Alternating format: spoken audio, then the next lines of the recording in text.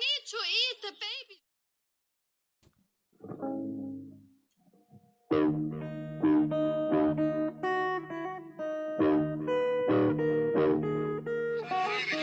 I have no respect for women voting for Trump. Okay? I think so poorly of them, and the reason why. Hey, welcome to Idaho News.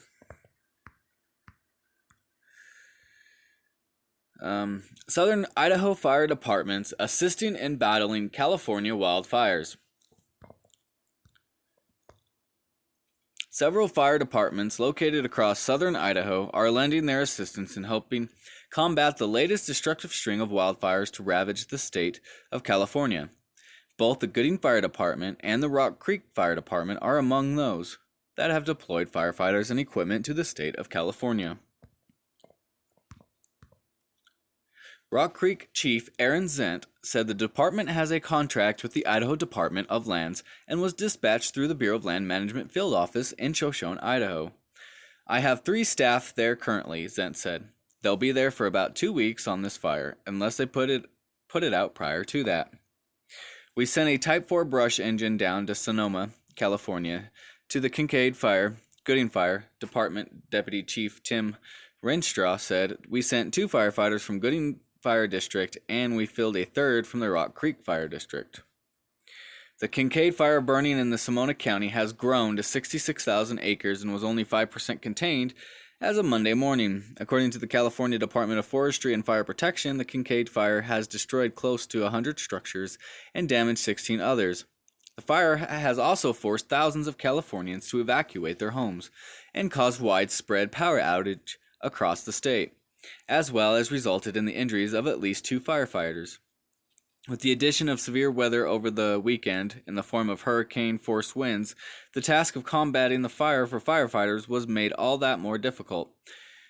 Gusts were reported as exceeding 80 miles per hour, the highest of which clocked out at 103 miles per hour in the hills near the Kincaid fire, according to the National Weather Service. The wind is a huge factor, areas we've never seen before, Gooding Fire Department Deputy Chief Tim Renshaw said. When you have a fire that's blowing as fast as reports of 93 miles per hour, that fire is moving just fast. The effects of the strong weekend winds in California were seen firsthand by Gooding Fire Chief Brandon Covey, who is among the southern Idaho firefighters in Northern California. We got a lot of trees down in the area due to the wind event, Covey said. We're going to keep our head on a swivel and watch each other's backs. While Sunday's weather conditions were challenging, Monday is providing a new opportunity for more than 4,000 personnel looking to make ground in fighting the blaze. Wind speeds decreased dramatically to under 20 miles per hour, according to the National Weather Service.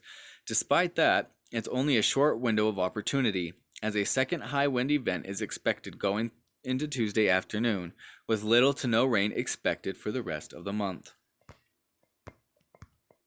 All right, so looks like the University of Idaho pays $200,000 to settle Title IX lawsuit.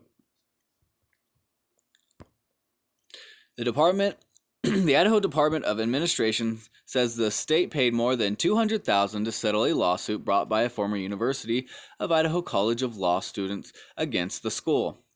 The settlement between the University of Idaho and the woman was approved by a federal judge last week. Though the financial terms weren't included in the court documents, the Department of Administration said Monday that the state's Risk Management Division paid $212,500 to the women who sued. In the lawsuit, the woman said the school violated federal law by failing to assist her with reasonable accommodations after she reported that another student sexually assaulted her. The woman said UI officials told her she could transfer to another campus rather than move her attacker to a different class. So, Idaho moves ahead on birth certificate gender change rule. So, Idaho officials are moving forward with efforts to make it more difficult for young transgender people to change the sex listed on their birth certificates, despite a federal court ruling that appears to ban such obstacles. The Idaho Department of Health and Welfare on Wednesday made public comments on a temporary rule requiring applicants younger than 18 to get approval from medical or mental health professionals before requesting the change. A federal judge in 2018 ruled Idaho's law barring transgendered people from making a birth certificate changes violated the Equal Protection Clause of the U.S. Constitution. But in May, Health and Welfare's Board of Directors approved a rule requiring anyone under 18 get the additional approval. The administration rule went into effect July 1st, but still needs lawmaker approval.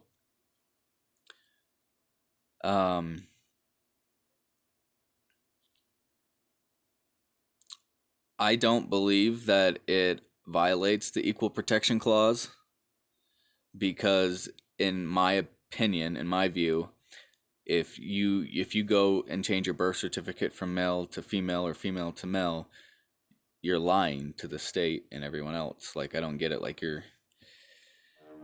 that's just me.